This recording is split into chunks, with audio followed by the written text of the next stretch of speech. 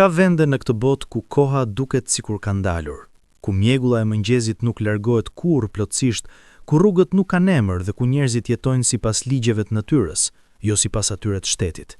Vende ku buka fitohet me djersë të vërtet, ku dimri është armik dhe vera është mik i shkurtër. Vende ku njeriu mëson të jetojë pa shumë gjëra që të tjerët i marrin si të mirëqëna. Në zemër të maleve shqiptare, larg zhurmës së qyteteve, larg dritave të semaforëve dhe larg Wi-Fi-t, ekziston një fshat i tillë. Një fshat ku 9 vëllezër, prej të cilit i vogli ka mbushur tashmë të 30-tat dhe i madhi është duke i afruar të 50-tat, jetojnë ende nën të njëjtën çati, të pashëndetshëm nga vetmia, por shumë krenar për ta pranuar. 9 vëllezër, 9 burra të fortë, të punëtor, të ndershëm, 9 zemra që rrahin, që dëshirojnë, që shpresojnë, por asnjë nuse, asnjë fëmijë që të qesh në oborin e tyre, asnjë zë femëror që të thyej heshtjen e shtëpisë së tyre të madhe e të ftohtë. Pse? Kjo është pyetja që do të na udhëheq gjatë gjithë kësaj historie, dhe përgjigja, siç do ta zbuloni, nuk është e thjeshtë. Nuk është se janë njerëz të këqij, nuk është se janë të shëmtuar apo të parsimuar, nuk është se nuk kanë çfarë të ofrojnë. Arsyeja është shumë më e thellë, shumë më e dhimbshme dhe mbi të gjitha shumë më njerëzore se sa mund të mendoni. Por para se të nisim këtë udhëtim, dua t'ju ftoj të lini një koment poshtë këtij videoje. Ju pyesim, a do t'ishit gati t'i linit të gjitha dhe të shkonit t'jetonit në një fshat të thellë të maleve, larg çdo lehtësie moderne? Shkruani mendimet tuaja, sepse historia që po ju tregoj sot do t'ju gojë të mendoni 2 herë para se të përgjigjeni. Tani, le të fillojmë. Nëse do të hapnit një hartë të Shqipërisë dhe do të gjenit zonat më të thella, më të larta dhe më të izoluara të vendit, do ndesheshit në vende me emra që shumica e shqiptarëve nuk i kanë dëgjuar kurrë. Fshatra që ekzistojnë vetëm si pika të vogla në hartë, pa rrugë të asfaltuara, pa mjek, pa dyqane dhe pa rrymë elektrike të besueshme. Fshatra ku brezat kalojnë njëri pas tjetrit duke bërë të njëjtën gjë, duke lëvruar të njëjtën tokë, duke quar baktin në të njëjtët kullota, duke folur të njëjtën të folme dialektore që të tjerët me vështirësi e kuptojnë. Fshati i vëllezërve tan është pikërisht i tillë. Quhet, për qëllimet e kësaj historie, le ta quajmë lugu i Harresës, edhe pse banorët e tij të pakt nuk e quajnë kurrë kështu. Për ta, ai është thjesht fshati, i vetmi, bota, gjithçka. Shtrihet në një lugin të ngushtë midis 2 malesh të larta, të cilët e mbrojnë nga erat e veriut, por njëkohësisht e mbajnë të mbyllur si në një kafaz të gjelbër e të bukur. Në vjesht, kur gjethet e haut ngjyrosen të kuqe e të arta, vendi duket si diçka e nxjerrë nga një basëm, por bukuria e tij është mashtrimi i tij, sepse nën atë pamje idilike fshihet një realitet i ashpër, i pafalshuar, i vështirë. Rruga që qon drejt fshatit, nëse mund ta quash rrugë, është gjëja e parë që të merr mendjen. Fillon si një shteg i ngushtë toksor pak kilometra larg rrugës kryesore dhe pastaj bëhet gjithnjë më e ngushtë, gjithnjë më e thjertë, gjithnjë më e rrezikshme. Gurët e mëdhenj dalin nga toka si dhënd, shiu e shndron në baltë të lëngshme ku makina ngec deri në boshtet dhe dimrit, kur dënora mbyll gjithçka, ajo rrugë zhduket fare, thjesht nuk ekziston. Bëhet pjesë e peizazhit të bardhë, i pandashëm nga pylli dhe shkëmbi. Kam dëgjuar njerëz që kanë parë atë rrugë me sytë e tyre të thonë se ka momente që mendon se po shkosh drejt fundit të botës, dhe kur arrin, kur kalojnë kthesën e fundit dhe shikojnë shtëpitë e pakta të shpërndare në shpatin e malit, ndjejnë diçka të çuditshme, një përzierje midis habie dhe trishtimi. Habib se vendi ekziston, trishtim sepse njerëzit ekzistojnë brenda tij. Fshati numëron sot disa familje. Jo të gjithë banojnë atje gjatë gjithë vitit, disa kanë emigruar. Disa kanë shkuar në qytet për fëmijët e shkollës, disa kanë vdekur dhe nuk janë zvendësuar. Por familja Gjokaj, 9 vëllezërit, edhe prindrit e tyre të moshuar, kanë qëndruar, gjithmonë, pa lëvizur. Kjo nuk është rastësi, është zgjedhje, por siç do ta kuptonim, është gjithashtu burgim. Babai i vëllezërve, Raman Gjokaj, ishte njëri nga ata burra që malsoria shqiptare e prodhon her pas here. I fortë si guri, i heshtur si pisha, i drejtë si lisi. Ishte blindur në atë fshat, i kishte rrithur fëmijët në atë fshat dhe kishte vendosur me atë bindësmërit hekur të karakteristike të burrave të maleve se do të vdiste gjithashtu atje. Toka ishte e tij, ishte e babait të tij, ishte e gjyshit të tij dhe do të ishte e bijve të tij. Nëna Lumja ishte ardhur si nuse nga një fshat tjetër, po aq i largët, dhe kishte sjell me vete jo vetëm trupën, por edhe shpirtin e saj të fuqishëm. Kishte lindur 9 djem dhe nuk kishte vajzë, diçka për të cilën fshati i kishte dhuruar respekt jashtëzakonshëm, edhe pse ajo vetë nuk e dinte mirë nëse duhet të ishte krenare apo e trishtuar. 9 djem do të thoshte 9 paja, 9 dasma, 9 nuse që do të vinin e do ta ndihmonin, por jeta kishte vendosur diçka tjetër. Djemt kishin lindur njëri pas tjetrit, si angjëjt e maleve, me vite të njëpasnjeshme. I madhi Agimi ishte dal i pari, i fort, me sy të zinj si manaferrat dhe shpinën drejt.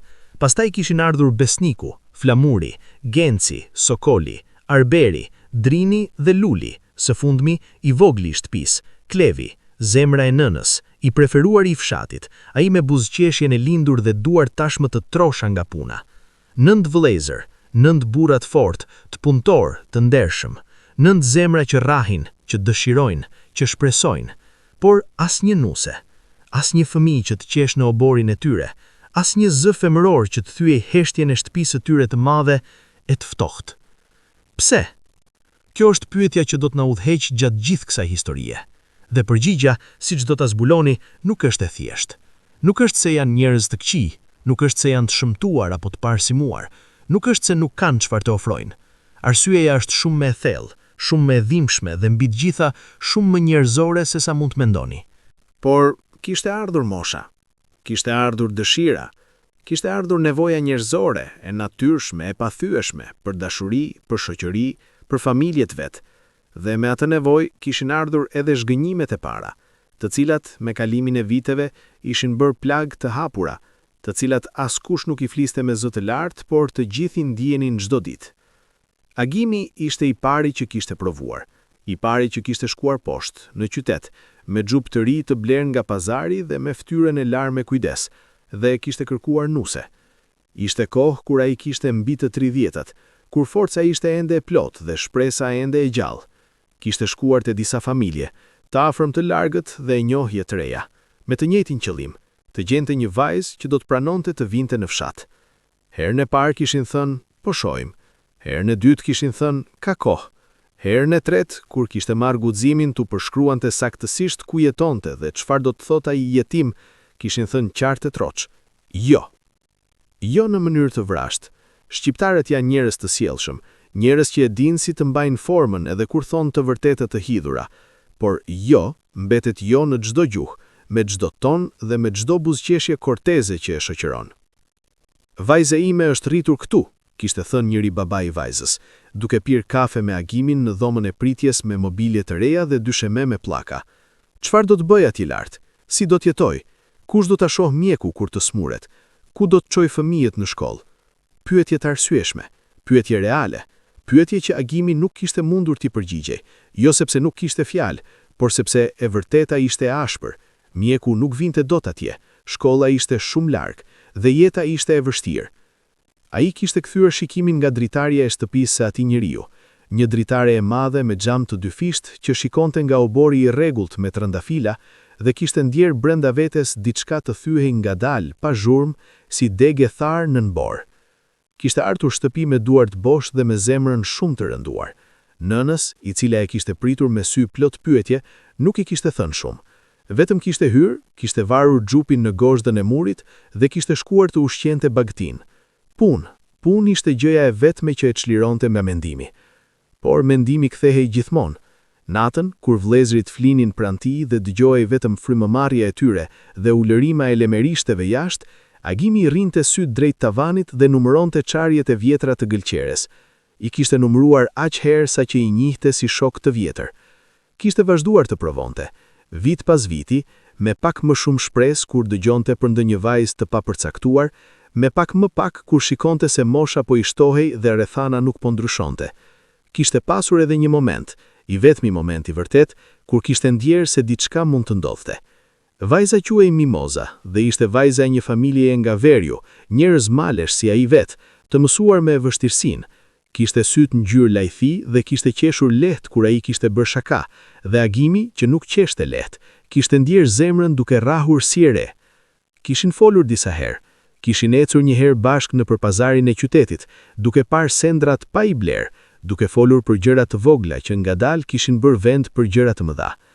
Mimoza kishte dëgjuar për fshatin, për rrugën, për jetën atje, dhe nuk kishte hikur njëherë. Kjo vetë ishte mrekulli. Por pastaj kishte ardhur nata kur familja e Mimozës kishte mbledhur këshillin e tyre të mbrëmshëm dhe kishin vendosur jo.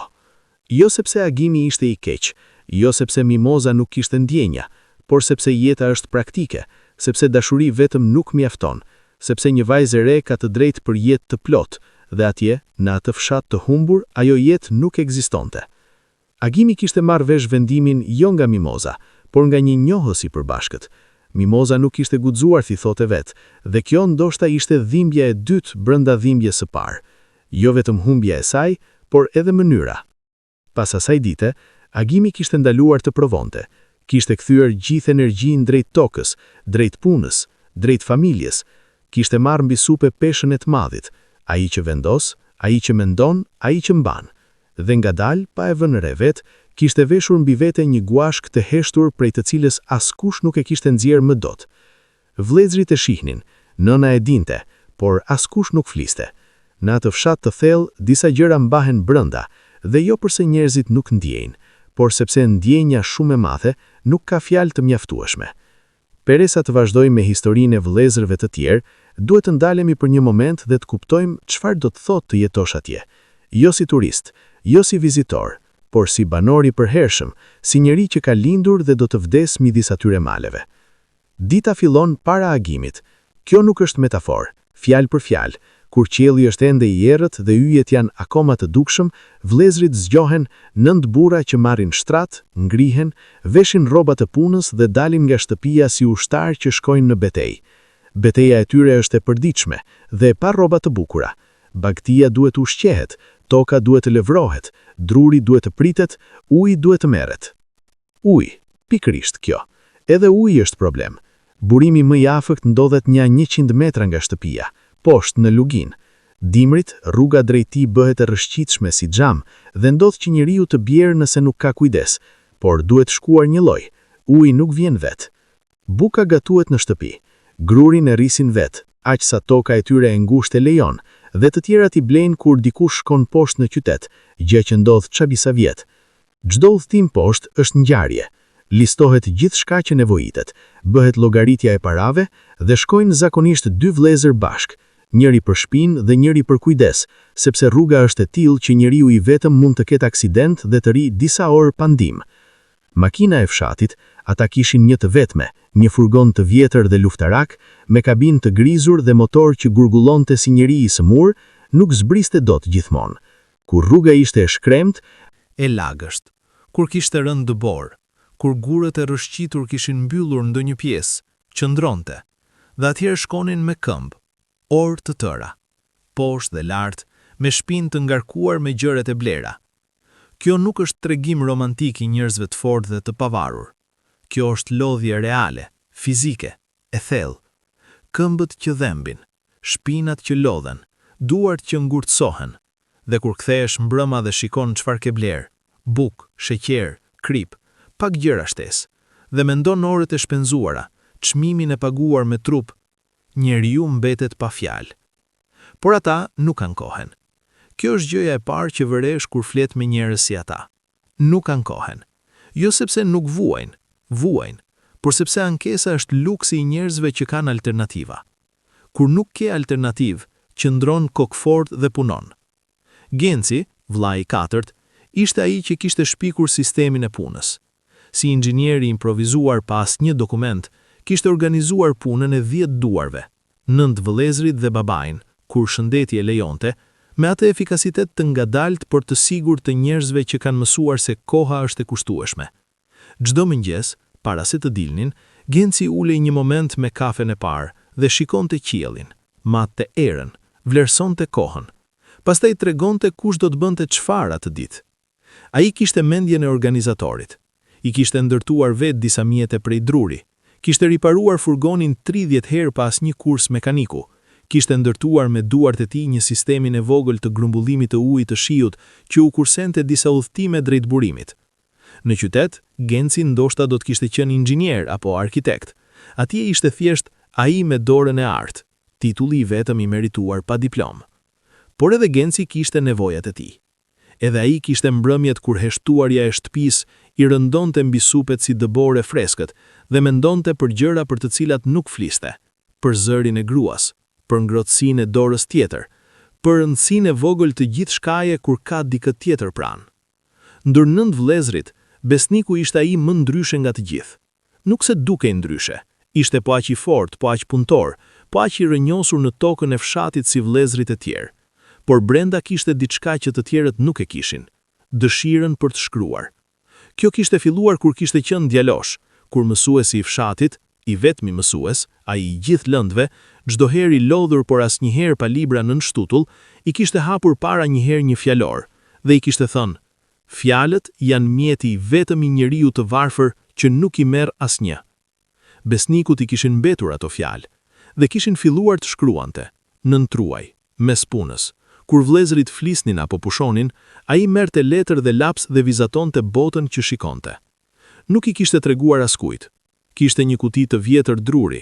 Nëna i kishte dhuruar jati dikur, ato lloj kutish ku dikur mbaheshin dokumentet e shtëpisë. Dhe aty mbante fletët e tij, poema, mendime, fragmente ngjarjesh dhe letra. Letra ndaj njime, ndaj humbjes, ndaj dëshirës, ndaj të gjitha asaj jete paralele që nuk kishte ndodhur. Por kur fshatarët e rrallë apo vizitorët e rrallë vinin dhe shihnin besnikun, heshtura, moderuar, me ato zy që i kishin brenda diçka si të shkonin thellë, shumë prej tyre thoshin: "Ky djali ka shpirt të veçantë." Nuk dinin pse e thoshin, por ndiheshin. Njëherë kishte ardhur një gazetar, njëri nga ata që her pas here zbulonin fshatra të rrallë dhe bënin reportazhe për revistat, dhe kishte folur me vëllezrit. Kur ishte ardhur te besniku, kishte bërë pyetje të zakonshme: puna, jeta, vështirësitë. Besniku kishte përgjigjur me pak fjalë, si gjithmonë. Por pastaj kur gazetari kishte pyetur: "Po nëse do t'i tregonte botës diçka për jetën tuaj, çfarë do të thonit?" Besniku kishte heshtur pak dhe pastaj kishte thënë diçka kaq të thjeshtë dhe kaq të thellë, saqë gazetari e kishte shkruar fjalë për fjalë. "Do t'i thosha që e vërteta dhe e bukura shpesh jetojnë në vende ku rruga nuk kalon." Gazetari e kishte botuar, por askush nga fshati nuk e kishte lexuar kurrë. Ata nuk kishin lidhje me revistat e qytetit, dhe besniku nuk e dinte që fjalët e tij kishin udhëtuar deri atje, se dikush diku i kishte lexuar dhe ndoshta kishte ndalur dhe menduar. Ndërkohë ai vazhdonte të shkruante letrat e tij. Çdo mbrëmje, para se të shuhej llampa e vogël e naftës, besniku merrte lapsin dhe shkruante pak fjalë, ndonjëherë shumë, por gjithmonë të sinqerta, gjithmonë të tijat, gjithmonë ndaj asaj gruas imagjinare që jetonte vetëm midis faqeve të zvertuara të kutisë së drurit. Vëllezërit e dinin për kutinë. Nuk e kishin hapur kurrë. Kjo ishte marrëveshja e heshtura. Ajo gjë e çuditshme që ndodh mes vëllezërve kur respekti është vërtet dhe jo i imponuar. Kutia ishte e besnikut. Pik. Nëse agimi ishte i madhi që kishte dorëzuar shpresat me dinjitet dhe besniku ishte ai i brendshmi që i mbante ato të fshehura në letra, flamuri ishte rasti krejtësisht të tjetër. Ai që kishte dashurinë e vërtet, me mishe me gjak, dhe e kishte humbur jo nga rrethanat, por nga vendimi i dikujt tjetër. Flamuri kishte qenë gjithmonë ai vllai me buzëqeshjen gati, jo si Klevi, i vogli familjes që buzëqeshte nga natyra, por me atë buzëqeshje të rrallë të burrave serioz kur kanë gazëllim të vërtet brenda. Kishte qenë i guximshëm, guximi i atij që ka rrezikuar dhe ka fituar, edhe pse fitimi kishte qenë i shkurtër. Historia kishte filluar gjatë njërit nga udhëtimet e rralla poshtë, kur Flamuri kishte shkuar të blinte materiale ndërtimi për riparimin e strehës. Kishte ndalur të pinte ujë pranë një çezme në qendër të fshatit të parë që gjendej poshtë malit, një fshat i vogël por me rrugë të asfaltuara dhe disa dyqane të hapura, dhe aty kishte parë dielën. Diela punonte në dykanin e prindërve, shiste gjëra shtëpie, ngjyra muresh, disa materiale ndërtimi të lehta. Kur Flamuri kishte hyrë të pyeste për çmimin e çimentos, ajo i kishte treguar me atë profesionalizëm të qetë të vajzave të rritura duke punuar pranë prindërve, duke ditur çmimin e çdo gjëje dhe duke njohur furnitorët me emër. Flamuri kishte blerë 2 herë më shumë çimento se sa kishte nevojë. Kishte gjetur arsye të kthehej, pastaj arsye të tjera. Pastaj, dhe kjo ishte guximi i tij i vërtet, kishte folur hapur me babain e dielës dhe kishte shpjeguar se kush ishte, nga vinte, çfarë kishte dhe çfarë mund të ofronte. Burri ishte dëgjuar me kujdes, pa e ndërprer. Pastaj kishte thënë: "Të lë të flasësh me të." Kjo kishte qenë dritare, e vogël, e brisht, por dritare. Kishin folur, jo shumë herë, Largësia nuk e lejonte, por mjaftueshëm për të ndier gjithçka që mund të ndiej mes dy njerëzve kur dëshirojnë njëri tjetrin me sinqeritet. Diela kishte pyetur për fshatin, dhe Flamuri kishte qenë i ndershëm, kishte treguar rrugën e keqe, kishte treguar dimrit, kishte treguar vështirësinë, por kishte treguar edhe bukurinë, çka thot shumë për karakterin e tij, sepse mashtrimi do të kishte qenë i lehtë dhe ai nuk e kishte bërë. Diela kishte dëgjuar, kishte pyetur shumë dhe pastaj një herë kishte thënë: "Ti je njeri i ndershëm, Flamur." Ajo fjali e vetme i kishte mbajtur shpresën gjallë për muaj të tërë. Por pastaj kishte ndodhur gjëja. Nëna e dielës, grua e fuqishme, e vendosur, me mendje praktike dhe dashuri të madhe, por gjithashtu shumë të friksuar, kishte fulur me vajzën e saj me ata autoritet të shtrënguar që kanë nënat kur shohin rrezikun para se vajzat e tyre ta shohin. I kishte treguar çfarë do të thotë të largohesh nga shtëpia e prindërve dhe të shkosh aq larg. I kishte treguar çfarë do të thotë sëmundja larg mjekut, lindja larg spitalit, fëmijët larg shkollës. I kishte treguar me fjalë të qeta por shumë të qarta se dashuria pa siguri është ura pa sust. Diela kishte qarë. Kjo e dia Flamuri sepse i kishte shkruar vet. Ishte njëra nga herët e rralla kur kishte lidhje telefonike dhe i kishte thënë: "Kam qarë shumë për këtë vendim, por nuk mund të vi, Flamur. Ju lutem kuptonimi." Flamuri e kishte kuptuar. Kishte dhimbje të madhe, por kishte kuptuar. Nuk e fajsoni dielën, nuk e fajsoni nënën e saj. Kishte fajsuar rrugën, atë rrugë të mallkuar prej guri e baltë rrëshqitur, dhe pastaj e ndalur edhe atë fajsim sepse rruga ishte e natyrës dhe natyra nuk dëgjon mallkime.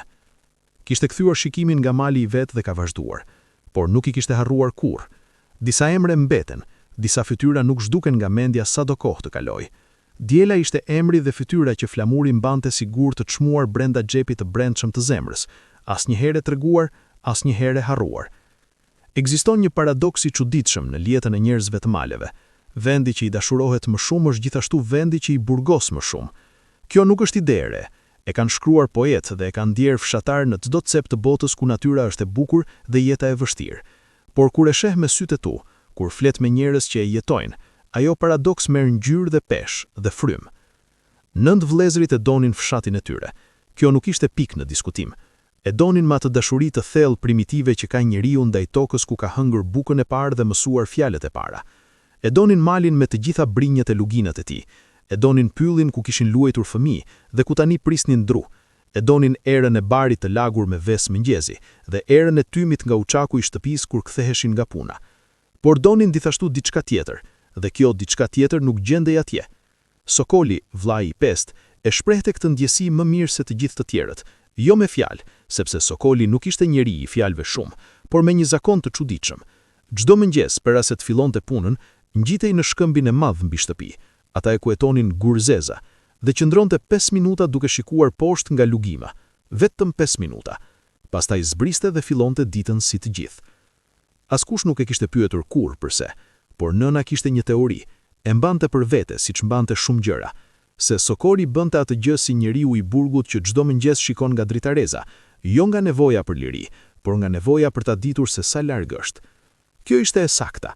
Sokoli ngjitej mbi shkëmb çdo mëngjes dhe shikonte luginën poshtë, rrugën e ngushtë që zhdukej pas kthesës, shtëpitë e largta të fshatit parë që gjendej poshtë malit, një fshat i vogël por me rrugë të asfaltuara dhe disa dyqane të hapura, dhe e shikonte gjithatë dhe e mbushte mendjen me distancën reale, fizike, të matshme. Pastaj zbriste dhe punonte. Ishte mënyra e tij për të jetuar me paradoksin. Ta pranonte çdo ditë në mënyrë aktive dhe pastaj ta linte pas. Por paradoksi kishte pasojë reale.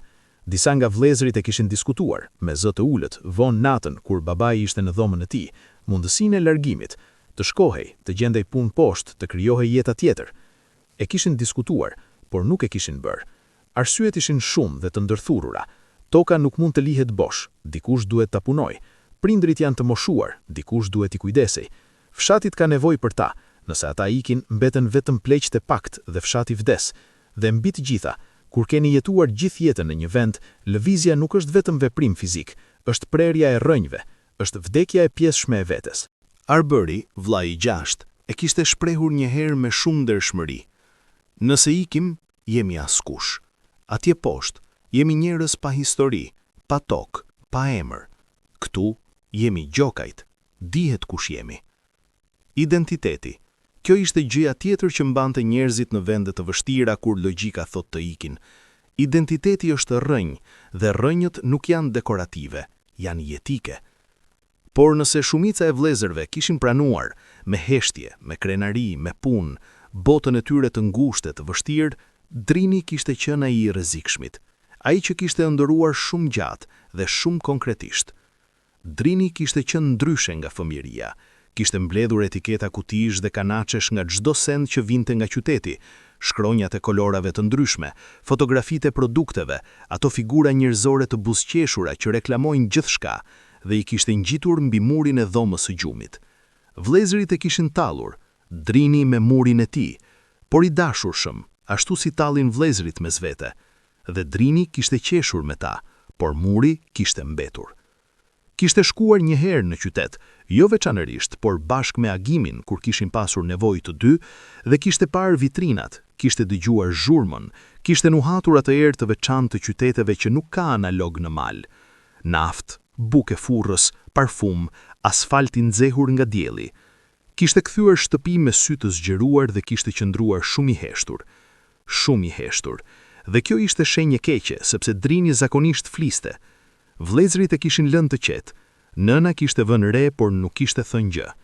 Vetëm kur Drini kishte ardhur tek ajo vonë natën dhe i kishte thënë me zë të ulët se donte të provonte të shkonte të punonte poshtë, vetëm disa muaj, vetëm të shihte, nëna i kishte mbajtur duart dhe kishte qëndruar e heshtur shumë gjatë. Djali im, kishte thënë ajo më në fund, kjo shtëpi ka 9 shtylla, ti je njëra, nëse tërhiqet njëra, të tjerat e ndjejnë. Drini i kuptoi fjalët, kishte ndjer peshën e tyre, por kishte ndjer gjithashtu diçka tjetër, diçka brenda vetes që shtynte dhe thërriste, dhe ishte ky konflikti i tij i brendshëm, ky luftimi mes detyrës dhe dëshirës, mes dashurisë për familjen dhe nevojës për jetë të tij, që e kishte mbajtur të painkujet për kohë të gjatë. Kishte vendosur të qëndronte, por kishte paguar çmim. Ëndrat e tij kishin ndryshuar tonin, nga ato të shkëlqyeshme dhe ngjyrplota që kishte pasur si djalosh, tek ato të hirta dhe të lodhura që sheh njeriu kur pjesa e tij ëndrrare ka qenë ushqyer keq për shumë kohë. Muri me etiketa kishte mbetur, asnjë vëlla e kishte prekur. Ndërmjet të gjitha errësirave dhe peshave emocionale të kësaj familje, Luli ishte drita, i teti i vëllezërve. Ai me flok pak kaçurrila dhe syt gjithmonë gati për të gjetur diçka qesharake, Luli kishte zgjedhur, me vetdije apo jo, rolin e atij që mban të gjallë humorin e familjes kur gjithçka tjetër tenton të rëndohet. Kishte talent të vërtet, jo atë humor të bërthamës, jo atë që të bën të qeshësh një sekond dhe pastaj të ndihesh bosh, por atë humor të thellë njerëzor që gëlltit dhimbjen e vërtet dhe e kthen në diçka të tolerueshme. Kishte një vëzhgim të mrept, shikonte njerëzit, shikonte situatat, gjente atë grimca absurde brenda të përditshmes dhe e kthente me saktësi si kallashniku i fjalëve. Kur vëllezërit ishin të lodhur dhe mërzitur nga ditë pune të rënda, ishte Luli që gjente gjithmonë një farë ngjarje qesharake, diçka që i kishte ndodhur gjatë ditës, ndonjë shprehje e bagtisë që interpretonte filozofikisht, ndonjë incident absurd me mjetin e vjetër të punës. Vëllezërit qeshnin, edhe kur nuk donin, qeshnin. Edhe Agimi, i madhi i heshtur, ndonjëherë nënqeshte me Lulin, atë nënqeshje të shpejtë dhe të fshehur që e loi gjithmonë ndaj shpejt, si të kishte lëpiqitur diçka të ndaluar. Por Luli kishte një gjë që vëllezërit nuk e dinin, apo ndoshta e dinin por nuk e fliste. Humori ishte mburoja e tij. Nën të kishte aq thrishtim sa të tjerët, aq nevojë, aq boshllëk, por kishte mësuar që edhe qesh, dhimbja ndryshon formë, nuk zhduket, por ndryshon formë, dhe kjo ndryshim forme është gjithçka ndonjëherë. Kishte pasur edhe ai takimet e tij. Një vajzë nga fshati i parë poshtë kishte qeshur shumë kur kishte folur me Lulin, kaq shumë sa që kishte thënë se nuk kishte qeshur kështu me shumë vite. Kishte qenë shenjë mirë, kishte fillim, por pastaj kishte kthyer me familjen e saj dhe që qeshuri ishte i mirë, por nuk mjaftonte kur shikoje gjithçka tjetër. Vajza nuk kishte ardhur. Luli kishte bërë shaka edhe me këtë, arri të qesh të gjithën, vetëm zemrën time jo, dhe vëllezërit kishin qeshur edhe një herë, duke ditur dhe pa ditur njëkohësisht se shaka kishte grushtin e dhimbjes brenda. Rahmani dhe Lumja, babai dhe nëna, e shihnin gjithë këtë. Ishte vite, vite të tëra duke parë djemtë i tyre njëri pas tjetrit, duke provuar, duke shpresuar, duke kthyer bosh, duke rregulluar shpresën si riparohej mjeti i vjetër i punës, edhe një herë, edhe një herë, edhe një herë. Rahmani kishte vendosur fshatin, Rahmani kishte ndërtuar shtëpinë, gërë mbi gërë me duart e tija. Rahmani kishte thënë gjithmonë se toka e vetë është nder dhe largimi është turp, por tani, plak, duke shikuar 9 djemë të moshuar dhe vetmuar, pyet të veten, jo me fjalë, por me ato mendime të natës që asnjë njeri i fuqishëm nuk i tregon askujt, nëse kishte gabuar. Nuk e thoshte, nuk do ta thonte kurrë, ndoshta sepse ishte shumë vonë për ta thënë, ndoshta sepse edhe ta thonte nuk ndryshonte gjë, por pyetja ishte atje, e heshtur, e rëndë, si gëri i madh i varur mbi pragun e mendjes. Lumja e kishte kuptuar burrin e saj pa fjalë, si bëjnë gratë e mençura pas dekadash bashkëjetese, dhe kishte zgjidhur të veprojë ndryshe nga ai. Kishte shkuar tek njohjet, kishte pyetur fshehurazi, kishte dërguar fjalë për vëllezërit nëpërmjet zinxhirëve të njohjes, jo si tregtare, si nën.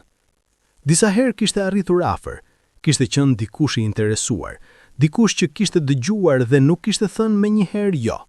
Kishte qenë shpresë, por pastaj kthehej gjithmonë e njëjta pengesë, rruga. Ajo rrugë e mallkuar, e ngushtë, e rrezikshme, e bllokuar nga dëbora gjysmën e vitit. Rruga kishte vrarë çdo shpresë me efikasitetin e një zyrtari byrokratik. Lumja kishte qarë nën truaj, jo para gjemve, kurrë para gjemve. Kishte qarë natën, i kishte treguar lotët vetëm Rahmanit dhe ai e kishte mbajtur dorën pa thënë asgjë, sepse nuk kishte asgjë me vlerë për të thënë. Disa dhimbje nuk shërohen me fjalë, shoqërohen vetëm.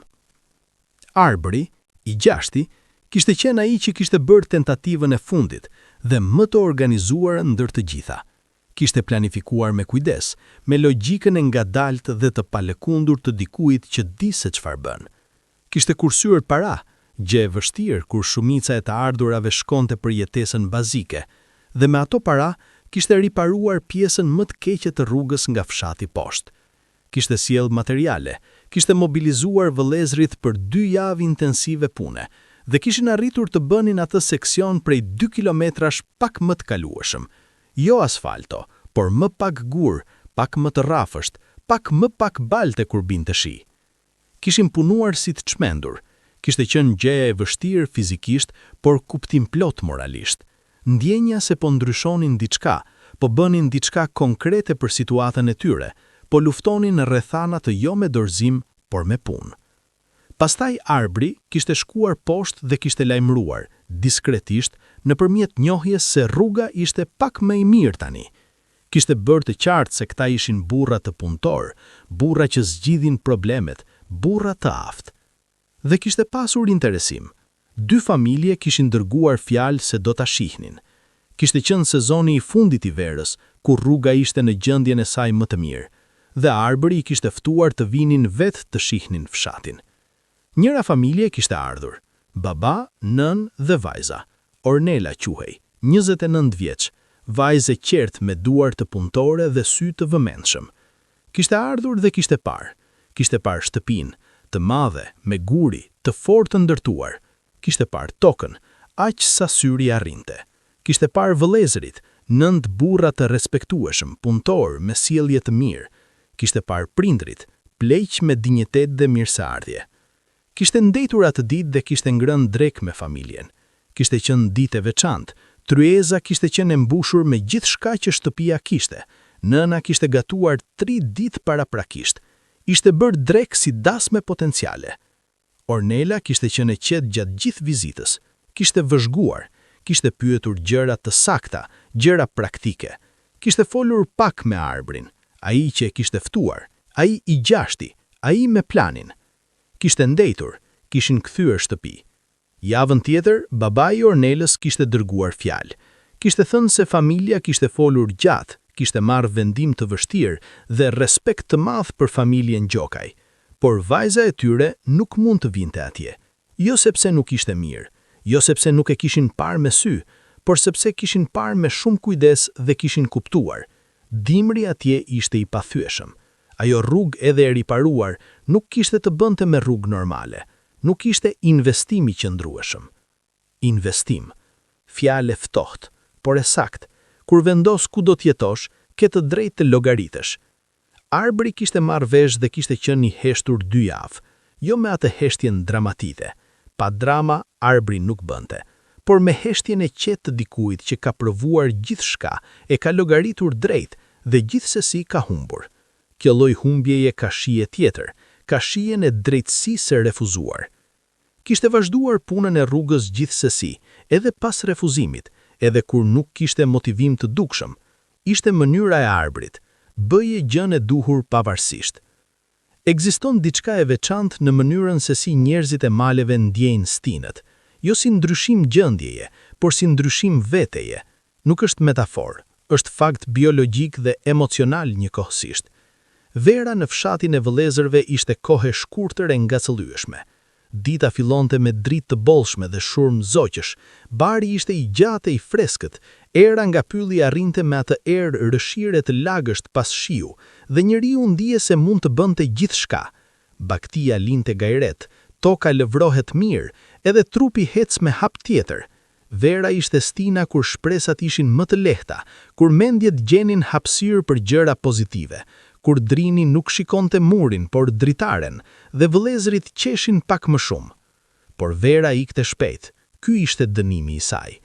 Vjeshta sillte bukurinë e fundit, ato gjethe të kuqe dhe arë në bitë të cilat besniku i kishte shkruar me shumë kujdes, dhe njëkohësisht lajmërim, bëhu gati, dimri vjen. Dimri vjen çdo vit, dhe çdo vit është i ri. Njeriu mendon se e ka mësuar, se e njeh, se nuk do ta befasoj. Gabim. Dimri befason gjithmonë me fuqinë reale kur arrin, me atë të ftohtë që depërton nëpër mure guri, me atë heshtje të madhe pas borës, kur bota duket si ka ndalur frymën, me atë izolim total kur rruga zhduket dhe fshati ndahet plotësisht nga gjithçka.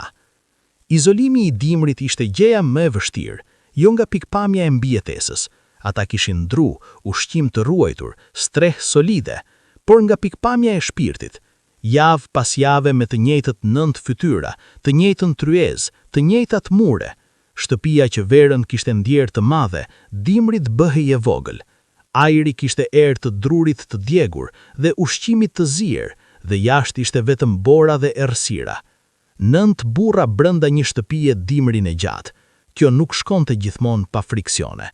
Kishte momente kur paknaqësia shpërthente, jo seriozisht, jo me ndjenja të thella, por me ato grindje të vogla banale të njerëzve të mbyllur. Kush la veglen gabim, kush nuk bëri detyrën e vet atë ditë, kush e zuri rrugën tek Xhaku. Gjëra të vogla që në rrethana normale do t'ishin harruar pas minutave, por dimrit me borën jashtë dhe shpresat të ngrira multiplikoheshin. E megjithatë, kishte edhe natët e dimrit kur gjithçka ndryshonte. Kur vëllezërit uleshin rreth Xhakut pas darkës dhe dikush, zakonisht Luli, fillonte një tregim apo shaka, dhe pastaj tjetri shtonte diçka, dhe tjetri ndërhynte, dhe gradualisht rreth Xhakut ngrihej ai zjarr tjetër, ai i brendshëm, ai i familjes, ngrohtësia e vërtet, ajo që nuk matet me termometër. Ishte paradoksi i dytë i jetës së tyre. Izolimi i kishte dhënë njëri tjetrit sikur asnjë familje qytetare nuk kishte. Dinin gjithçka për njëri tjetrin. Zakonisht dobësitë, shpresat, frikën. Nuk kishte sekrete, ose të paktën nuk mund të mbaheshin gjatë brenda 4 mureve të njëjtë. Kjo njohje e thellë ishte gjë e çmuar, dhe në ato net dimri rreth Xhakut e ndihenin. I vogli i familjes kishte diçka tjetër mbi supe që vëllezërit e tjerë nuk e kishin aq të rëndë. Shpresën e familjes. Klevi ishte ende me moshën mund të ndodh. Vëllezërit e mëdhenj ndihenin se koha e tyre kaloi, por për Klevin, çdo vit akoma i mbante mundësinë hapur teorikisht, dhe kjo ishte njëkohësisht dhurrat dhe barr. Klevi e ndjente kur nëna i shikonte me ato sy që kishin diçka mezi të frenuar brenda, shpresë e fundit, lore e fundit. E ndjente kur vëllezërit e mëdhenj flisnin ndërmjet tyre dhe heshnin kur ai afrohej. E ndjente peshën e të qenit i fundit i radhës, ai mbi të cilin familja mbante ndezur kandilen e fundit. Por Klevi kishte diçka tjetër. Kishte marrëdhënien e tij me botën e jashtme që vëllezërit nuk e kishin pasur në atë moshë. Kishte shkuar pak kohë poshtë kur kishte pasur mundësi arsimimi të shfaqur dhe prindrit e kishin çuar dhe kishte jetuar disa muaj me kushërinë në qytet. kishte marrë frymat e ajër tjetër, kishte ecur ato rrugë të asfaltuara, kishte fjetur në dhomë ku nuk dëgjohej erë dimri në përçarjet e murit. Kishte kthyer shtëpi. Kishte kthyer me dëshirën e tij, ose të paktën kjo ishte gjëja që thoshte. Por Lumja, nëna, e kuptonte që ai nuk kishte kthyer plotësisht. Një pjesë e tij kishte mbetur atje, po aq e vërtet sa çorapet e Lara dhe librat e blerë që kishte sjell me vete. Ajo pjesë jetonte brenda tij, si zhurmë e ulët, si radio e hapur në dhomën tjetër. Nuk e ndronte se çfarë bënte, por nuk pushonte kurrë. Klevi punonte si të gjithë. Punonte mirë, punonte pa u ankuar, por kishte momente. Zakonisht pas darkës, kur makina e vjetër kishte pasur ditën e saj dhe duhej riparuar, kur borët kishin bllokuar rrugën dhe fshati ishte izoluar edhe një herë, kur ulej mbi pragun e derës dhe shikonte malin e kundërt me atë shikim të largët, të zbrazur të dikujt që ka llogaritur disa herë dhe ka dalë gjithmonë i njëjti numër, 0.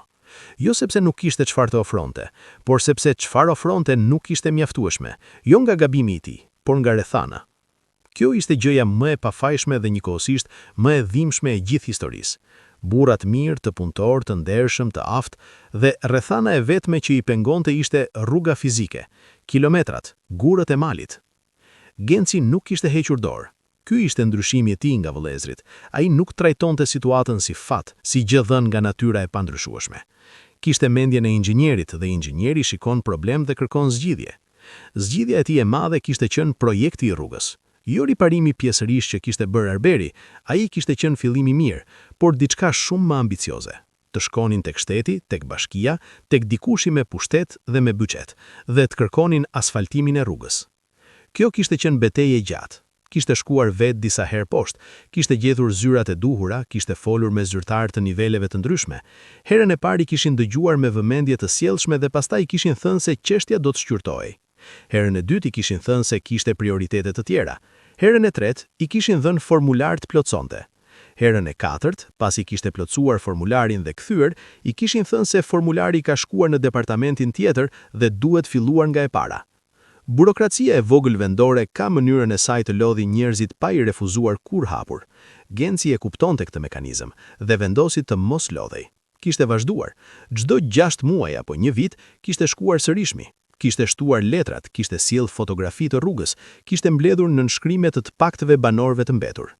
Kishte pasur edhe moment kur gjëja kishte ngjitur pak, kishte ardhur ndonjë komisioner para zgjedhjeve, kishte inspektuar, kishte premtuar, kishte fotografuar. Genci kishte qenë me ndërgjegjësi i kujdesshëm të mos besonte shumë. Por nëna besonte. Nënat gjithmonë besojnë sepse kanë nevojë të besojnë, dhe kur premtimi nuk ishte mbajtur, kishte qenë Genci ai që i kishte shpjeguar me butësi dhe me zemër të rëndur, se politikanët para zgjedhjeve janë si vera e vitit keq, dukesh i mirë nga jashtë. Por Genci nuk ndaloi. Edhe sot ndoshta është ende duke bërë atë betejë, me letrat e tij, me argumentet e tij, me atë këmbgulje të qetë dhe të fuqishme të njerëzve që dinin të vuanin pa u thyer. Le të ndjekim një herë një ditë të zakonshme. Jo ditë të veçantë, jo ditë feste, jo ditë kur ndodh diçka dramatike, ditë normale, si ato 95% të ditëve të jetës që mbushin ekzistencën dhe nuk bëhen histori, por janë vetë jeta. Agimit, gjumi i ndërpret pak para se të gëlojë qielli. Nuk ka orë alarm, trupi e di. Ngrihet pa zhurmë, sepse zakonisht ai është i pari që ngrihet dhe vesh rrobat e punës me lëvizjet automatike të dikujt që i bën prej decenjesh. Del jashtë dhe qielli është ai gri para agimit, pak yje akoma të dukshëm, era e ftohtë dhe e freskët, ndez shpatullën e vogël dhe shkon drejt shtallës. Pasti, njëri pas tjetrit, vëllezrit zgjohen. Genci me cyqat i bën së pari kafen. Ky është rituali i tij. Askush nuk i prek gazanin para Gencit. Besniku del jashtë dhe qëndron një moment duke shikuar qiellin duke ndryshuar ngjyrë. Sokoli ngjitet gurzezën. Flamuri shkon direkt tek puna pa kafe. Flamuri nuk ka nevojë për kafe, ka diçka tjetër që e ngjet, ndoshta dëshpërim transformuar produktivisht. Luli di gjithmonë të gjej diçka për të thënë kur mblidhen rreth trehyzes për mëngjesin e shpejt. Zakonisht diçka absurde, diçka pa rëndësi, diçka që bën buzëqeshjen. Arberi hap shpejt dhe nxiton. Drini hangadali dhe shikon dritaren. Klevi ndihmon nënën me gjërat e mëngjesit, gjithmonë, pa u thënë, ai ndihmon nënën. Pastaj ndahen. Toka ka nevojë, bagëtia ka nevojë, druri ka nevojë, mjeti vjetër ka nevojë, gjithçka ka gjithmonë nevojë për diçka dhe duart janë nënt, shumë, por gjithmonë pak. Dita kalon. Dielli ngjitet dhe zbret. Shpina lodhet, por duart nuk ndalojnë. Her pas here, dikush thret tjetrin për ndihmë dhe vëllai vjem, gjithmonë, pa vonesa. Kjo është gjëja, ndihma vëllëzërore. Nuk negociohet, nuk diskutohet. Thirrja vjen dhe këmba lëviz. Mbrëmja bie. Tryeza mbushet me çfarë ka sot. Ndonjëherë shumë, ndonjëherë pak, gjithmonë e gatuar nga duart e lumjes, e cila ka mësuar të ushqejë 9 goja me çfarë ka. Han. Flasim pak. Luli tregon diçka qesharake. Agimi nën qesh. Besniku dëgjon.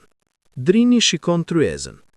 Pastaj janë natën rreth ogxhakut. Pastaj shtrati. Pastaj fillojnë sërishmi. Kjo është jeta. Jo drame vazhdueshme, rutinë fort, e parashikueshme, e mërzitshme nga jashtë dhe e thellë nga brenda. Kishte edhe diçka tjetër që hidhëronte situatën e vëllezërve. Fshati rreth tyre po zbrazej. Familjet e pakta që kishin qenë dikur kishin shkuar njëra pas tjetrës. Të moshuarit vdisnin, të rinjt iknin, shtëpit mbylleshin, fillimisht me çelës, pastaj me bari të lartë para dyerve, pastaj me çati të kapur nën borë. Kishte pasur kohë kur vëllezërit ishin fëmijë, kur fshati kishte pasur jetë. Kishte pasur dasma, kishte pasur festa, kishte pasur zëra fëmijësh duke luajtur në rrugica, kishte pasur gratë duke folur njëra me tjetrën pranë çezmës, kishte pasur atë energji njerëzore të komunitetit të vogël. Ishte e thjesht, ishte primitive, por ishte e gjallë. Tani mbeteshin 2 a 3 familje të tjera, pleq kryesisht, që nuk kishin ku shkuar apo nuk donin. Fëmijë nuk kishte, zëra nuk kishte, dasma shumë kohë nuk kishte pasur. Shtëpit bosh kishte kudo. Muret e gurit mbeten gjatë. Guri nuk kalbëzohet si druri, por çatit bien, dritaret plasariten, barnajat pushtojnë oboret. Çdo shtëpi bosh ishte njëherësh monumenti dikujt që kishte jetuar dhe larguar. Vëllezërit kalonin para tyre çdo ditë dhe i shihnin. Nuk flisnin për to, por i shihnin. Kjo bënte gjithçka edhe më të rëndë. Ata nuk luftonin vetëm për martesën dhe familjen e vet, luftonin, pa e ditur mirë, për mbijetesën e vet fshatit. Nëse edhe ata do të largoheshin, fshati do të vdiste plotësisht. Do të mbeteshin vetëm muret e gurve dhe heshtimi i madh i malit. Dhe mali do të mbante, siç ka mbajtur gjithmonë, por fshatarët jo. Kjo ndjesia e qenit mbajtës të fundit të një gjëje në zhdukje kishte peshën e vet dhe shtohej mbi peshat e tjera pa u shpallur, pa u njohur zyrtarisht, por gjithmonë e pranishme.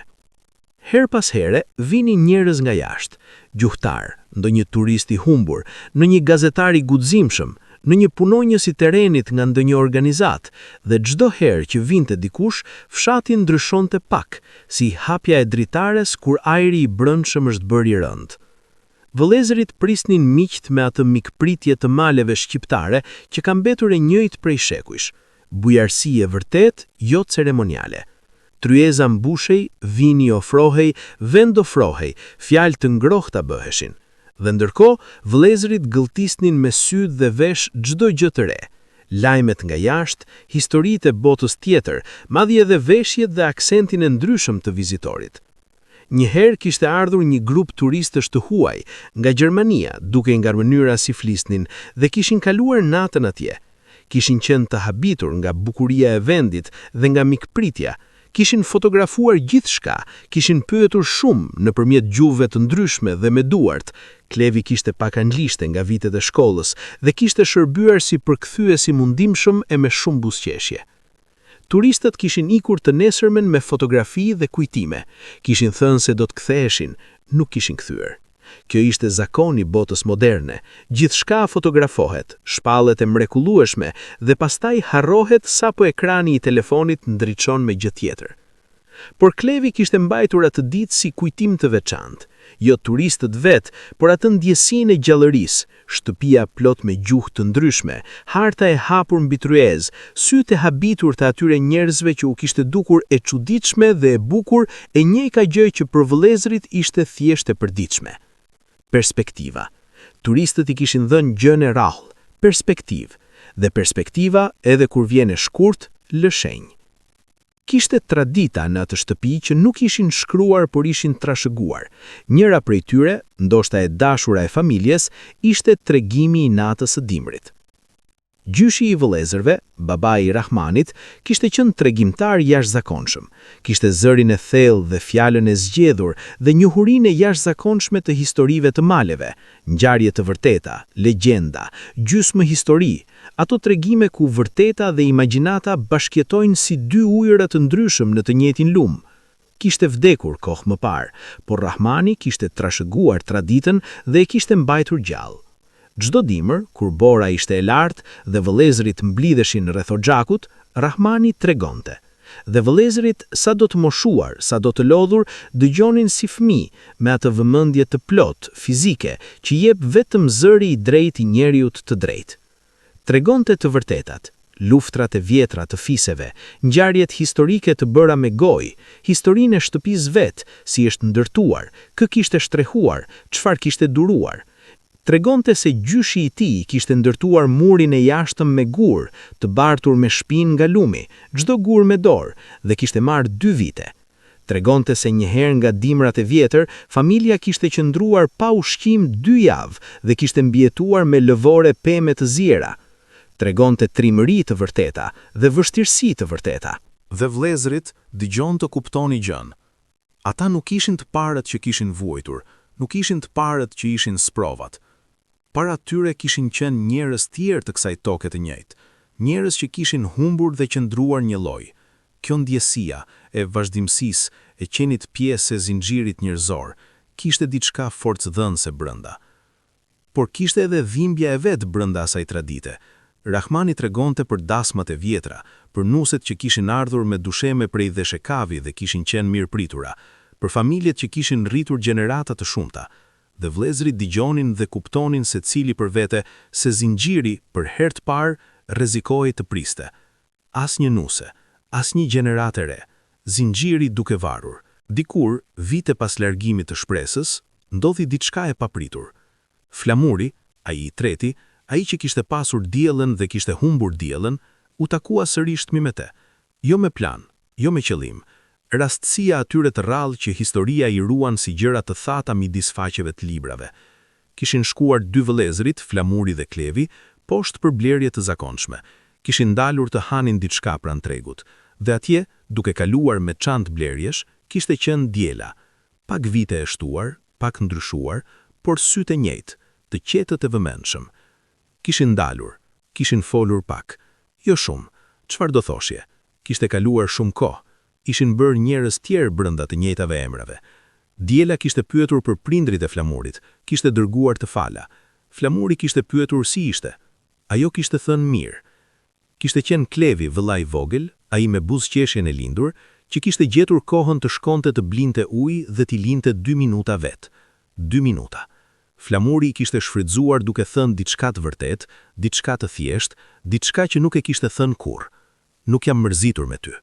Diela kishte heshtur, pastaj kishte thënë, unë gjithashtu. Kaq, 2 fjali. Por disa herë 2 fjali mbajnë brenda dinjitetin e gjithçkaje, dhe pastaj lejon ta lësh të shkojë me dinjitet. Kishin shkuar secili rrugën e vet. Klevi kishte kthyer me ujin e tij dhe kishte parë vëllain me sy tjetër, Flamurin me fytyrën pak të ndryshuar, si njëri që ka liruar diçka të mbajtur gjatë. Nuk kishte pyetur, nuk kishte nevojë. Kishin kthyer shtëpi. Flamuri kishte qenë i qetë gjatë rrugës, por jo me atë qetësinë e rëndë, me qetësinë e lehtë, të hapur, si ajri pas shiut. Kishte momente kur 9 vëllezërit, sado të moshuar, ktheheshin jo me mendjen, por me ndjenjen të fëmijëria. Ndoshta kur gjenin ndonjë mjet të vjetër loje të fshehur diku nën shtreh, ndoshta kur ndonjë shi i papritur i bllokonte brenda dhe nuk kishte punë për të bërë, ndoshta kur era sillte atë erë bari të freskët që nuk ndryshon kurrë. Si fëmijë, kishin qenë të lirë, liri e vërtet, ajo e hapësirave të mëdha dhe prindrish që punonin shumë dhe nuk kishin kohë të mbanin shumë kontrolle.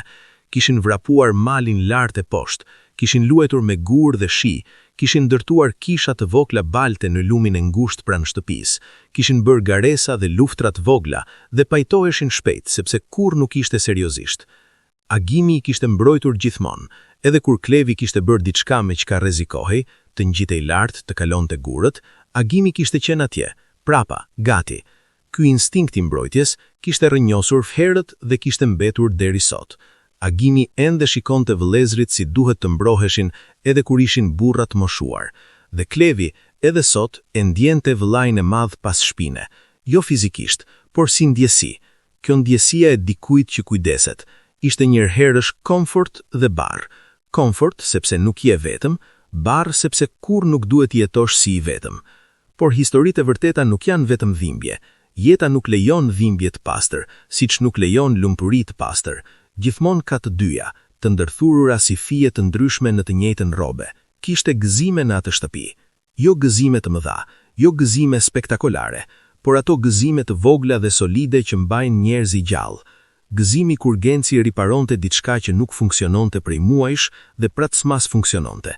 Ai moment, makineria duke filluar, sistemi i ujit duke rrjedhur, mjetin duke bërë punën, kishte diçka në të pakrahasueshme.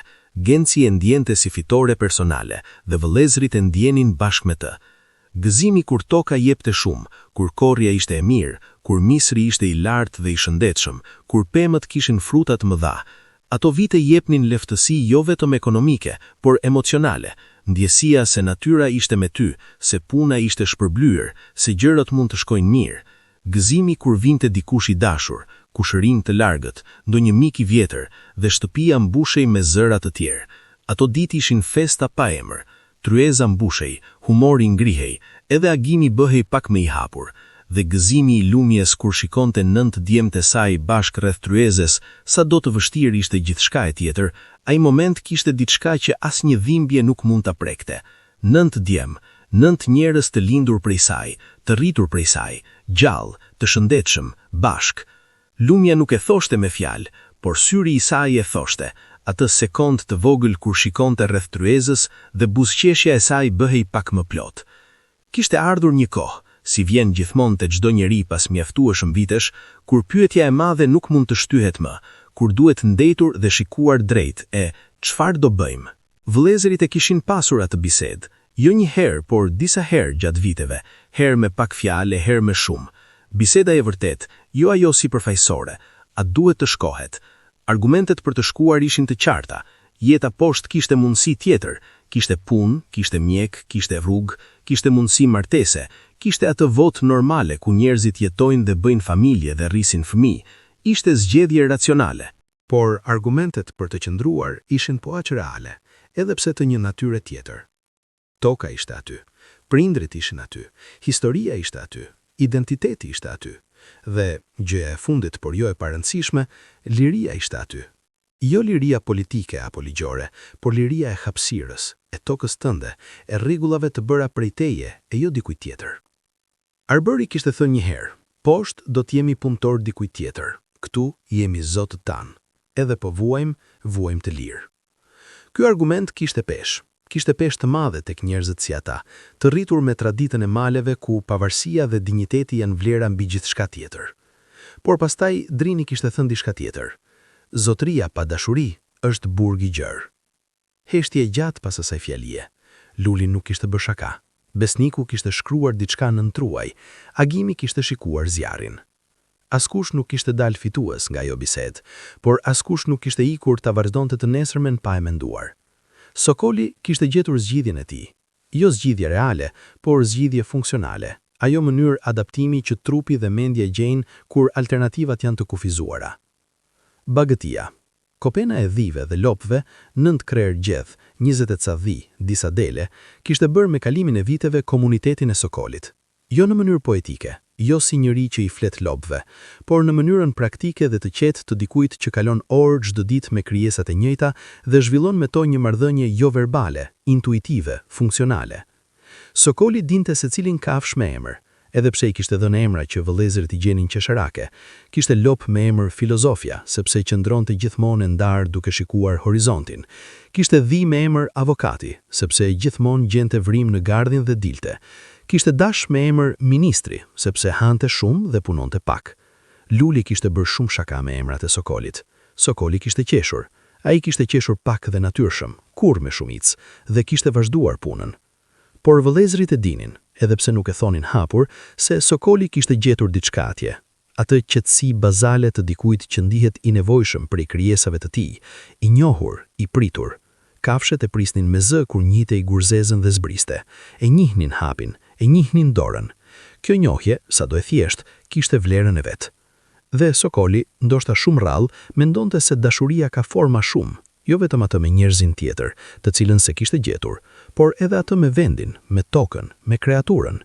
Dhe ndoshta kjo nuk ishte mjaftueshme, por ishte ajo çfarë kishte dhe dinte si ta pranonte. Do t'ishte gabim i madh të lihej e treguar historia e 9 vëllezërve, pa treguar historinë e saj që i kishte prodhuar, Lumja, nëna, gruaja e maleve. Lumja kishte qenë 22 vjeç kur kishte ardhur si nuse, kishte lënë familjen e vet, fshat tjetër, po aq i thellë, po aq i vështirë, dhe kishte ardhur në shtëpinë e Rahmanit me atë kurajo të qetë të vajzave malësore që mësohen herët se jeta është e ashpër dhe qajm pak dhe punojmë shumë. Kishte lindur 9 herë. Kjo fjali duket e thjesht, por mban brenda 10 vjet trupor, 10 vjet dhimbjeje dhe gëzimi, 10 vjet rritjeje shpirtërore të dhunshme. Kishte lindur atje, në atë shtëpi, me ndihmën e grave të fshatit, jo spital, jo mjek, jo pajisje, duart e grave dhe forca e Zotit dhe rezistenca e trupit të saj. Kishte rritur 9 djem, kishte ushqyer, kishte sëmur, kishte qeshur me ta, kishte qarë fshehurzi kur nuk dinin. Kishte mësuar çdo temperament, çdo nevojë, çdo frikë. Kishte ditur gjithmonë, pa pyetur, shpesh pa e shpjeguar, kur dikujt i shkonte keq, kur nevojitej fjalë dhe kur nevojitej heshtje. Dhe tani, plakur, me flok të bardhë dhe shpinë të lakuar pak, mbante akoma. Ishte ajo që i mbante bashk, jo me autoritet, jo me forcë, por me atë praninë nënore që ka aftësinë e çuditshme të mbajë familjen si i graviti mban planetet, pa bujë, pa zhurmë, por gjithmonë. Kishte ditët e saj të rënda. Kishte mbrëmjet kur hiqte punën, ulej në karrigen e vjetër pranë dritares dhe shikonte malin dhe mendonte me trishtim të qetë. Djemtë e mi, 9 djemtë e mi, pa nuse, pa fëmijë, pa gëzimin e plot të shtëpisë. Ishte ky trishtimi i saj privat, brendshëm, që askush nga djemt nuk e dinte plot, por të gjithë e ndinin si frymëmarrje të rënduar të ajrit kur hynin dhe i gjenin ashtu. Por Lumja nuk dorëzohej. Nënat e vërteta nuk dorëzohen, ndoshta pse nuk mund të lejon veten, sepse nëse ato lëshon, gjithçka lëshon bashk. Por vini re diçka, në këtë histori të rënd, me këtë pesha dhe ato privime, ka edhe pranvera.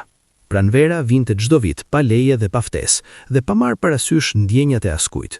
Bora zinte të shkrinte ngadalë, ujërat e freskëta nisnin në rrëqethimin e tyre tingullor poshtë shpateve, bari i pari verdh gjelbër dilte timidisht në ndëbor, zogjt kërthenin, dhe me ta kthehej diçka në shpirtin e njerëzve, diçka primitive, fizike, e parezistueshme. Edhe vëllezërit e ndinin, edhe nën shtresat e lodhjes dhe viteve, pranvera arrinte. Agimi hapte dritaret e mëdha pas dimrit dhe thithte ajrin dhe dukej pak më i ri. Besniku dilte jashtë me letrën e tij jo për të fshehur, por për të qëndruar në diell. Drini merrte mjetin e tij dhe shkonte drejt tokës me hap tjetër, hap pranvere, jo hap dimri. Luli gjente shaka të reja, fresket e stinës. Klevi ngjitej mali sërish mi pa arsye tjetër, veç sepse malli e kërthente dhe këmbët e dinin në rrugën. Pranvera ishte gjëja e vetme që nuk kishte nevojë për rrugë të asfaltuara. Vinte vet, çdo vit, pa gabim. Dhe me pranverën vinin gjithmonë shpresat e reja. Njëra nga paradokset e bukura të natyrës njerëzore, edhe njerëzit që kanë humbur shumë herë, edhe ata që e dinë me tërë mendjen se situata nuk ka ndryshuar, gjithsesi e ndjejnë pranverën ndryshe. Gjithsesi diçka brenda thot, ndoshta këtë vit, ndoshta tani, ndoshta kjo pranverë sjell diçka tjetër. Kjo ndjesi nuk është marrëni, është jetë, është instikti i mbledhjesës emocionale i qenjes njerëzore që refuzon të lërë shpresën të vdes plotësisht, edhe kur të gjitha provat tregojnë humbje. Edhe kur logjika tha dorëzo, edhe kur vitet ishin shumë dhe dëshpërimet ishin shumë. Pranvera arrinte dhe njeriu shpresonte sërishmi, pa dashur, pa plan, pa arsye të qartë.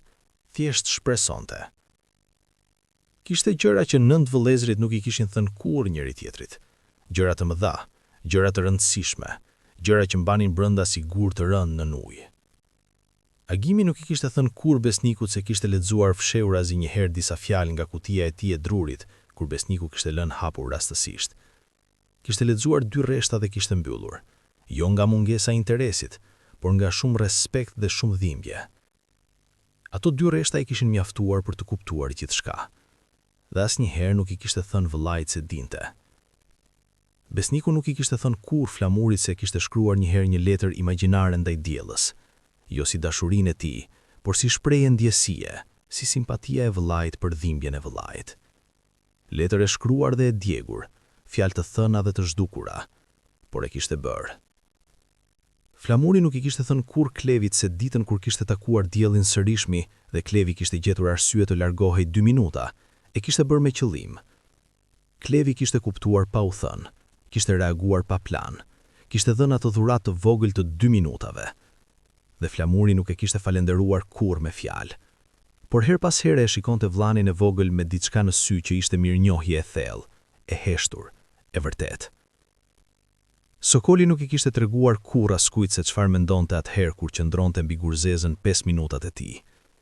Kishte qenë gjithmonë sekret, jo nga vullneti, por sepse disa gjëra janë kaq personale sa që fjala I prish. Por nëse dikush e kishte pyetur atë ditën e fundit të dimrit kur bora po shkrihej dhe duke I lugina poshtë e blerë duke filluar, ndoshta do të kishte thënë: "Qëndroj atje dhe I them vetes se jeta është e mirë edhe ashtu."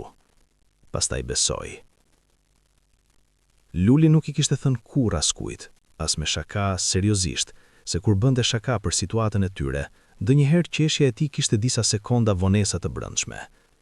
Ato sekonda ishin kohën që duhej trupit të kalonte dhimbjen para se ta kthente në humor. Askush nuk e dinte, dhe kur nuk do ta dinte.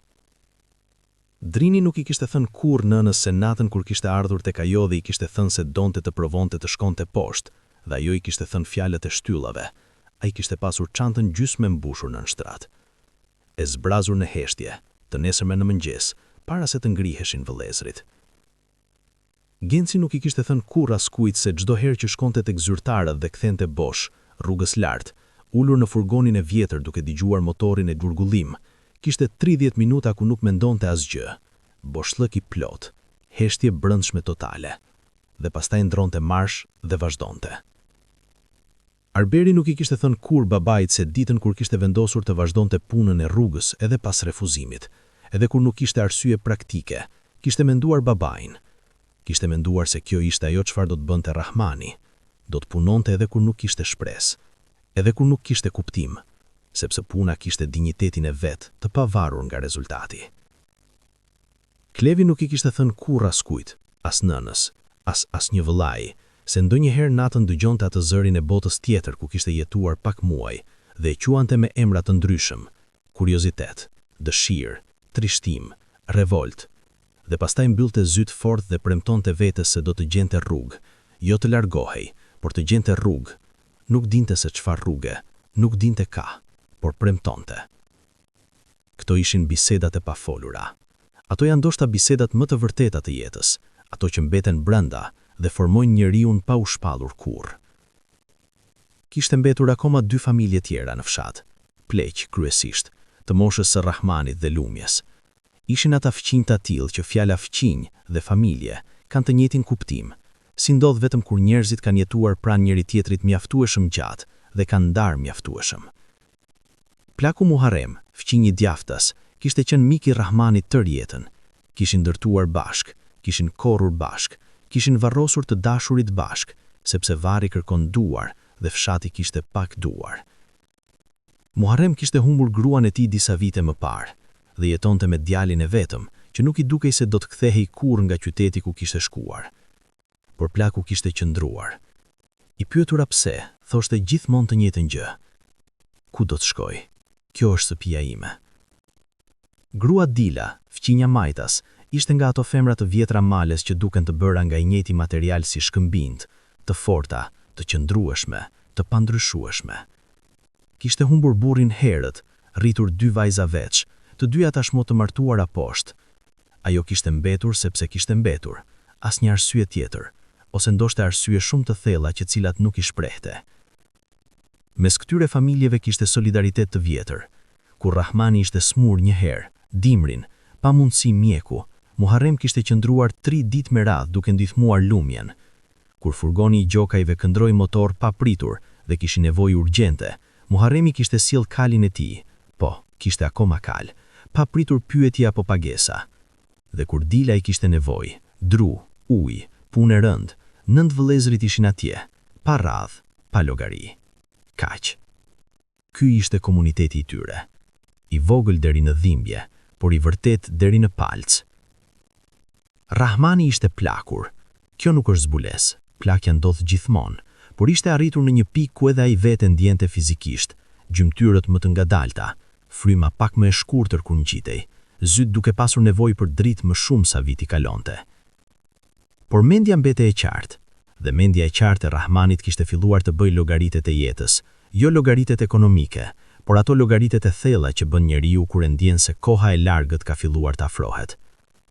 Kishte arritur, me vite ngadal, jo të menjëhershëm dhe jo pa luftë të brendshme, në një vend mendor ku mund të shikonte të gjithë shka të mëparshme me sy pak të ndryshëm, jo me pendesa të mëdha dramatike, por me atë vlerësim të qetë dhe pjekur të moshës, kur njeriu ka mjaftueshëm distancë nga vendimet e veta për t'i shikuar si nga jashtë.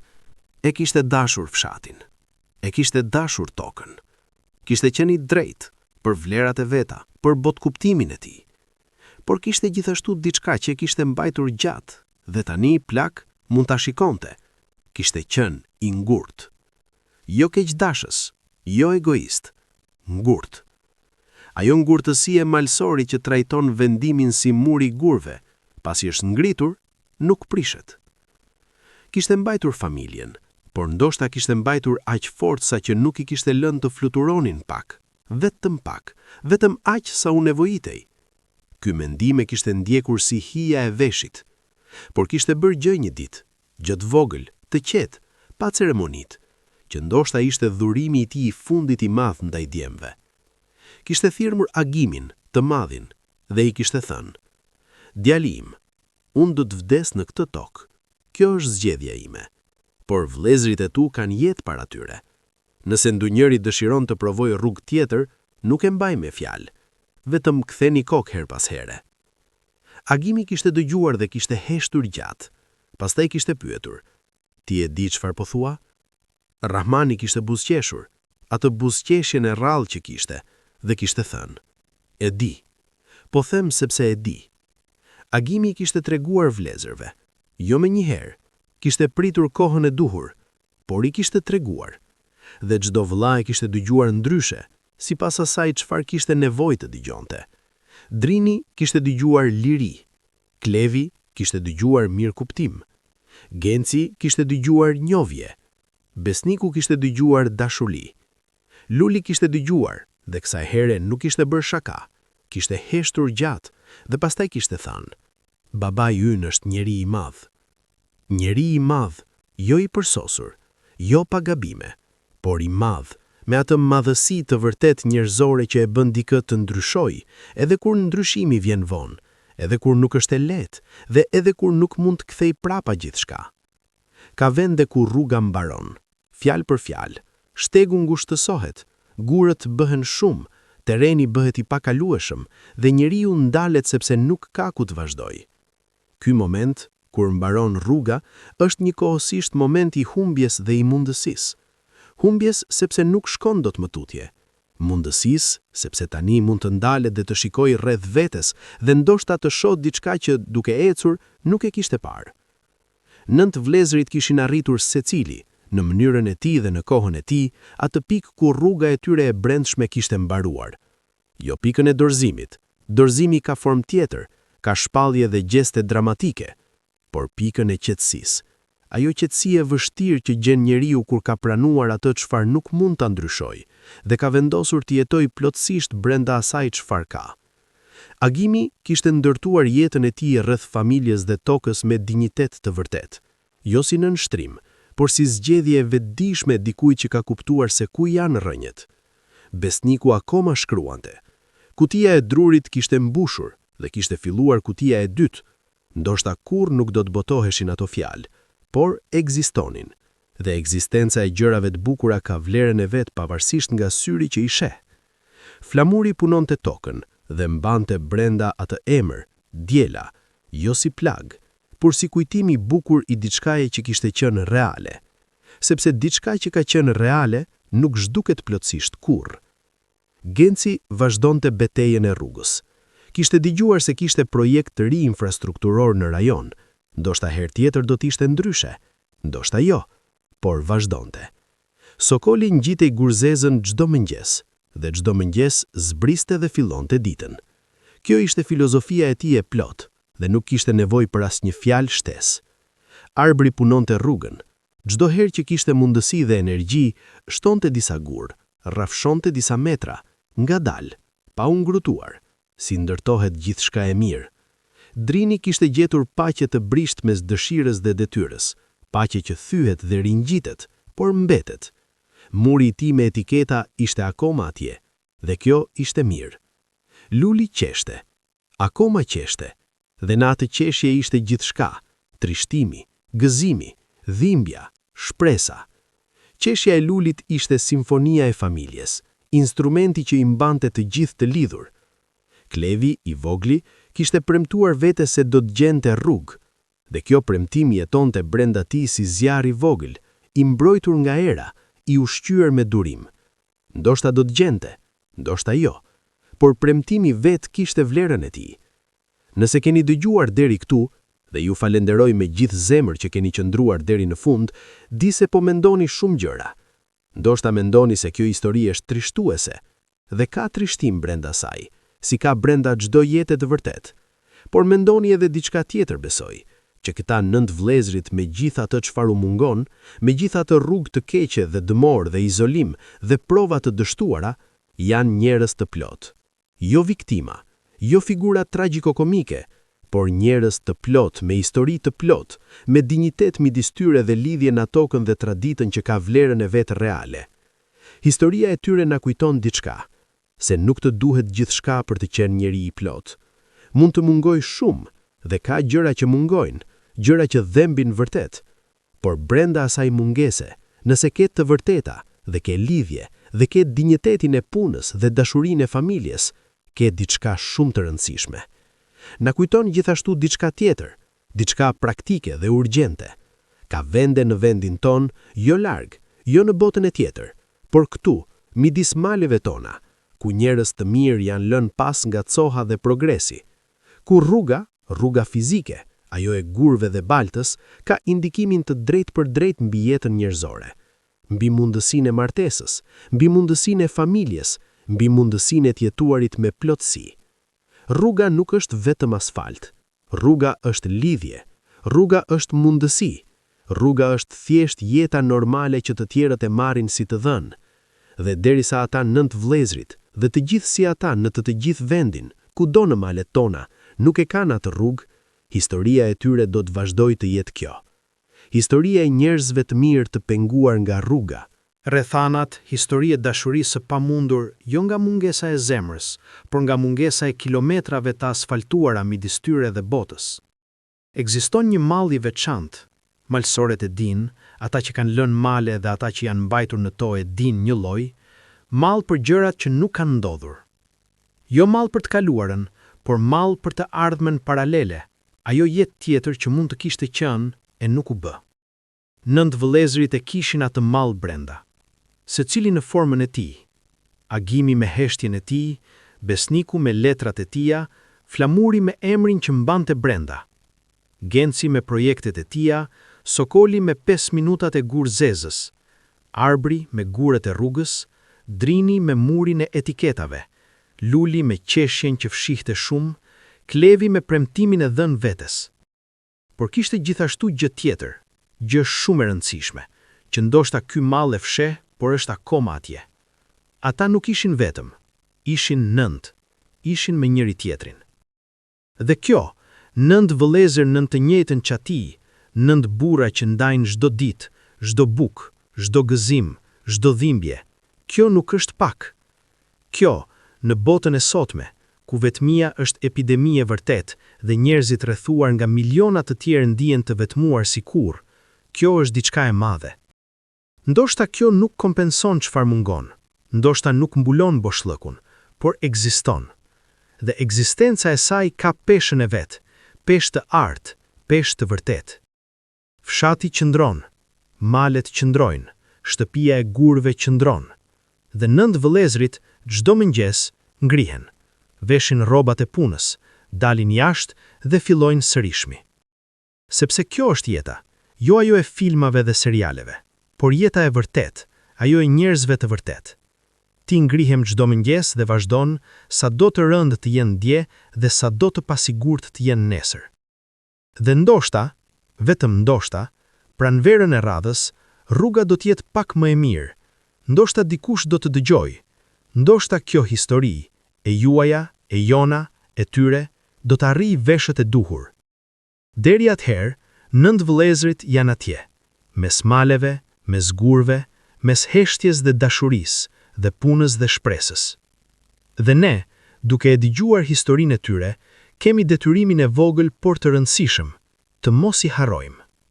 Faleminderit që ndoqët këtë histori deri në fund. Nëse ju ka prekur, nëse keni mendime, nëse njihni njerëz si këta, lini koment poshtë. Çdo fjalë juaj ka vlerë. Dhe nëse mendoni se kjo histori meriton të dëgjohet nga më shumë njerëz, ndajeni, sepse historitë e vërteta kanë nevojë për këmbë të tjera për të udhëtuar.